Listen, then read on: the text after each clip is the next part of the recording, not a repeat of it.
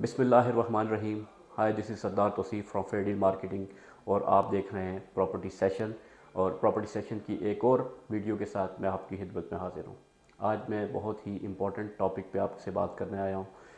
جیسا کہ آپ کو پتہ ہے، پاکستان اس ٹائم فائنینشیل کرائسس سے گزر رہا ہے، اور اس سے پہلے جو ہماری گورنمنٹ تھی، اس سے پچھلی گورنمنٹ، اس میں ریئل اسٹیٹ سیکٹر کو ایک پیکج دیا گیا تھا ریئل اسٹیٹ کے نام سے، جس کی وجہ سے ریئل اسٹیٹ سیکٹر میں خاطر خواہ ترقی ہوئی. اس سے جڑی ہوئی جتنی انڈسٹریز تھی اس میں امپلائمنٹ بڑھی، ریونیو بڑھا، اور ایک کووڈ جیسے موذی مرض کے دوران پاکستان کو بچانے میں ریئل اسٹیٹ نے ایک اہم کردار ادا کیا. میں یہاں پہ کسی پولیٹیکل ایفیلیشن کے تحت بات نہیں کر رہا، میں جسٹ آپ کے سامنے فیکٹس سے بات کروں گا کہ کس طرح سے ہمارے ملک میں ریئل اسٹیٹ سیکٹر اپنا رول پلے کر سکتا ہے. ریسنٹلی گورنمنٹ آف پنجاب نے جو ٹیکس ویلیویشن تھی 2%، اس کو کم کر کے 1% کر دیا، اور ساتھ ساتھ انہوں نے ایک جو ان کا آلریڈی اربن راوی کے نام سے ایک پروجیکٹ تھا، اس کو دوبارہ سے اس پہ کام شروع کیا ہے. دوسری طرف اگر ہم دیکھیں تو جو بھی ریسنٹلی ہماری سینٹرل گورنمنٹ آئی ہے، گورنمنٹ آف پاکستان، انہوں نے جو ٹیکس ہمارا تھا ریئل اسٹیٹ کے اوپر، جو پرانا ٹیکس تھا فائلر پہ 1% اور نان فائلر پہ 2%، اس کو بڑھا کر 4% اور 7% کر دیا ہے. شاید ان کو یہ لگتا ہے کہ جو پیسہ ریئل اسٹیٹ میں ڈمپ ہو رہا ہے، جو ریئل اسٹیٹ میں انویسٹ ہو رہا ہے، اس سے پروڈکشن نہیں ہو رہی. ان کا خیال یہ ہے. لیکن میں یہاں پہ ایک ایگزامپل دے کے آپ کو سمجھانا چاہتا ہوں کہ جس طرح سے ملک کی اکنامی میں امپورٹ ایکسپورٹ کا رول ہوتا ہے، ہمیں اپنی امپورٹس اور ایکسپورٹ کو برابر کرنا پڑتا ہے، پروڈکشن کرنی پڑتی ہے. اگر ہماری امپورٹس برابر نہیں ہوتی تو ہم اس پہ ٹیکس لگاتے ہیں تاکہ ہم کچھ ڈالرز سیو کر سکیں. تو میں سمجھتا ہوں یہ ایک لانگ ٹرم سلوشن نہیں ہے.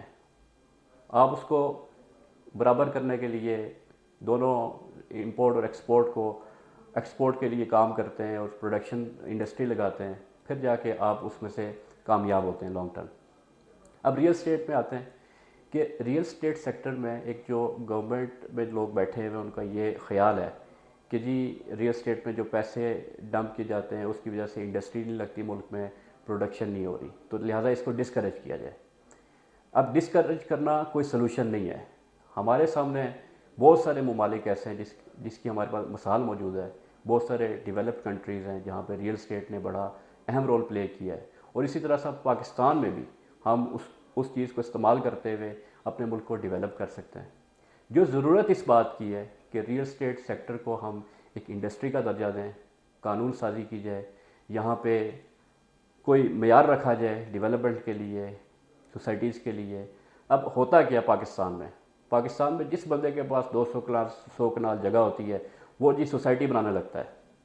تو میں سمجھتا ہوں جب ریگولیشن ہوگی ریئل اسٹیٹ کی اور ایک قانون سازی ہوگی، آپ کو فیسیلیٹیٹ کیا جائے گا، تو تب جو لوگ ڈیلیور کر سکتے ہیں اور جن کے پاس فنڈز موجود ہوتے ہیں وہ پھر اس سیکٹر میں اچھی ڈیولپمنٹ کر سکیں گے. اب دوسری طرف ہم آئے تو جتنا بھی ہمارا ایگریکلچر لینڈ تھا، سراؤنڈنگ اسلام آباد کی بات کروں گا، آپ چکری والی سائڈ پہ چلے جائیں، آپ موٹر وے پہ چلے جائیں، ہر جگہ پہ سوسائٹی بن رہی ہے. اس کو کنٹرول کرنے کی ضرورت ہے، اور ان لوگوں کو کنٹرول کرنے کی ضرورت ہے جو 200 کنال کے اوپر ہزاروں فائلیں سیل کرتے ہیں مارکیٹ میں، اربوں روپیہ اکٹھا کر کے وہ ایک بندے کی پاکٹ میں جاتا ہے. تو ڈیفینیٹلی گورنمنٹ اپنی جگہ ٹھیک ہے، لیکن اس کا جو بہتر سلوشن یہ ہے کہ آپ اس کو ریگولرائز کریں اور اس کو ایک پراپر انڈسٹری کا درجہ دیں. میں یہاں پہ ایک شخصیت کا ذکر کرنا چاہوں گا، چیئرمین فیئر ڈیل مارکیٹنگ، جو سابق ریئل اسٹیٹ ایسوسیشن کے پریزیڈنٹ رہے. انہوں نے اپنے دور میں بہت اچھا رول پلے کیا ریئل اسٹیٹ انڈسٹری کے لیے، اور اس کو ایک انڈسٹری کا درجہ دینے میں کام کیا.